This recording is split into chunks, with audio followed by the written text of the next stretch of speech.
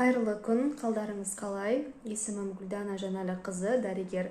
Қазіргі уақытта қабылдауда отырып, көптеген адамдарда шаршағыштық, әлсіздік, шаштың түсуі, энергия жетіспеу, терінің құрғақтығы, іштің қатуы, еске сақтау қабілетінің төмендігі, әр нәрсені ұмытып қала беру, тек қана жата беру, энергияның жоқтығы, болмайтын бір нәрсеге ашулана кете беремін деген көптеген шағымдар келіп түсетін болды. Бұндай себеп неде? Сізде осындай клиника бар ма? Бұл қандай ауру? Ең біріншіден біз бұндай шағымды қалқанша безінің қызметіне тексеруіміз керек. Себебі қалқанша безінің қызметі бұзылған кезде адамдарда осындай клиникалық белгілер пайда бола бастайды. Және де тағы бір клиникалық белгісі бұл жүректің ырғағының төмендеу нәтижесінде болады. Жаңағы келеді, менің жүрегім әлсіз соғады екен, бұның себебі неде деп.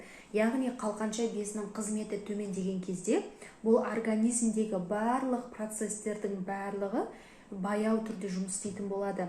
Мысалға, қалқанша безінің қызметі төмендеген кезде адамның дауысы бәсеңдеуі мүмкін, тері құрғауы мүмкін, зат алмасу процесінің баяу жүруіне байланысты салмақтың артуы болады. Мысалы, қаншама физикалық күштеме жасайды, спорт залға барады, жаңағы арықтататын түрлі дәрі-дәрмектерді ішеді, бірақ сонда да салмағының өз орнында қалуы мазалайтын болады.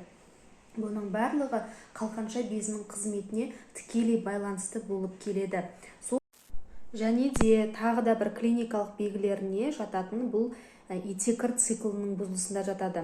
Бұл этекр циклы ай сайын келмейді, не болмаса келсе де ұзақ уақыт созылып жүретін менструальды цикл болып келеді. Ертеңгісін тұрған кезде беттің ісінуі, болмаса қолдың, аяқтардың ісініп тұруы, және де тілдің ісінуі болады. Бұны біз қайдан білеміз? Көп жағдайда тілді айнаға қараған кезде таңғы уақытта, яғни тістердің ізі тұрады. Сол арқылы біз білуімізге болады.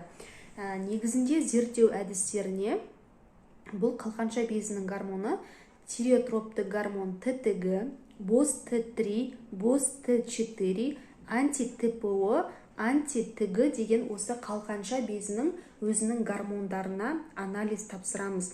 Және де тағы да қосымша анализдер тапсыру керек болып табылады.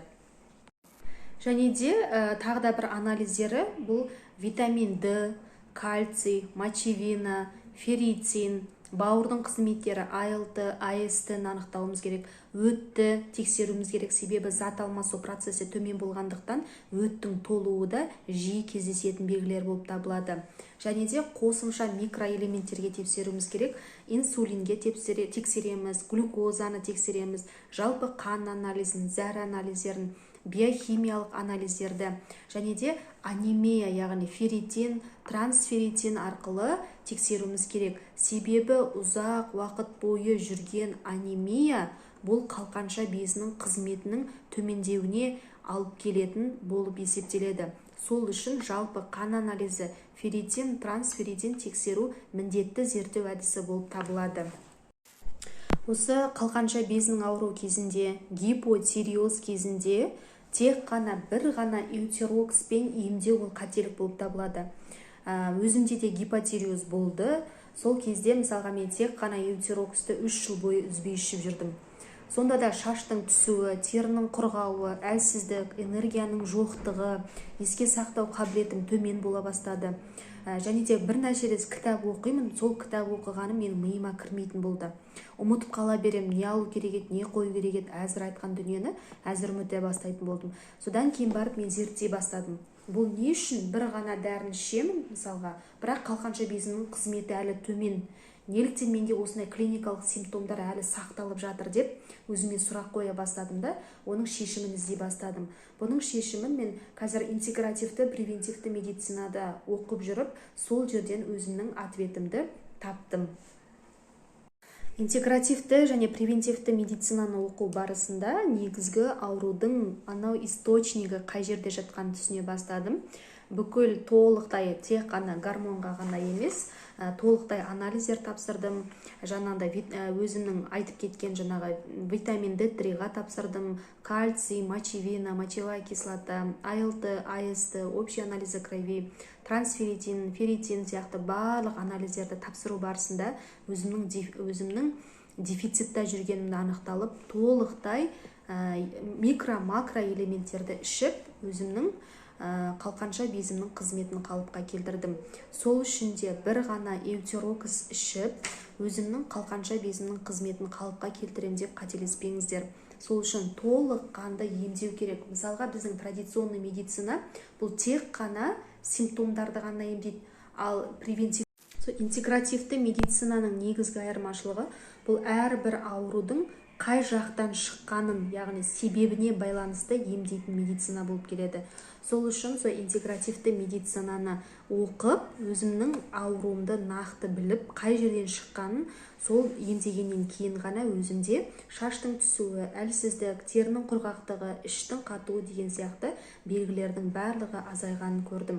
Енді қалай емдейміз? Бірінші, дефициттарды табамыз, сол бойынша емдейміз. Екіншіден, ұйқыны дұрыстау. Себебі біз ұйқыны дұрыс ұйықтамаймыз. Сағат 10-да бізде мелатонин деген гормон организмімізде бөлінеді. Ал біз 10-да болмаса тамақ ішіп жатады, біреу жұмыстан келіп жатады, соның әсерінен бізде гормон бұзылады. Ал бұл гормон организмдегі табиғи дәрі болып есептеледі. Сол үшін міндетті түрде максимально сағат 11:00-ден бастап адам ұйықтап қалу керек. Одан кейін тамақтануды дұрыстау керек. Фастфуд өнімдерін тыю керек, глютен өнімдерін, таза май жеуіміз керек, сары май, қолдың майын, өйткені ол өттің бөлінуін жақсартады. Өт толатын болса, сол өттің аққыштығын дұрыстауымыз керек. Және де физикалық күштеме, яғни осы өт жаңағы қалқанша безінің қызметін жақсартқаннан кейін көп деген жүру, яғни сол адам организмге физикалық күштеме жасау арқылы біз қалқанша безінің қызметін қалыпқа келтіреміз. Егер де микроэлементтерден біз не ішеміз? Витамин D3, селен, В тобының витаминдерін бір курс ішуіміз керек, С витамин ішуіміз керек, цинк ішуіміз керек, магний ішуіміз керек. Және де гормонның өзгерісіне байланысты, яғни эутероксты дәрігердің нұсқауы бойынша міндетті түрде ішу керек. Егер де адам ұйқысы дұрыс болмайтын болса, одан кейін дұрыс тамақтанбайтын болса, сіз қаншалықты дәрі-дәрмек ішіп жүрсеңіз де, ол сіздің организміңізге сіңбейді. Мысалға, адамдарға айтасың, сіз қаншада ұйықтайсыз, осындай уақытта ұйықтауыңыз керек, осындай уақытта тамақтану керек десең, маған неге дәрі жазып бермедің деп ренжиді. Біз элементарно соны дұрыстауымыз керек. Дұрыс ұйқы, дұрыс су ішу, дұрыс тамақтану, дұрыс физикалық күштеме жасау организмге. Сол кезде ғана бастап біз өзіміздің денсаулығымызды сақтайтын боламыз. Ауырмайық, сау болыңыздар. Сұрақтар болса, қойыңыздар, міндетті түрде жауап беремін. Егер консультацияға келемін десеңіздер, Алматы қаласында Емермет клиникасында қабылдаймын, Күлдана Жанәліқызы деп колл-центрға звондап жазылсаңыздар болады. Сау болыңыздар.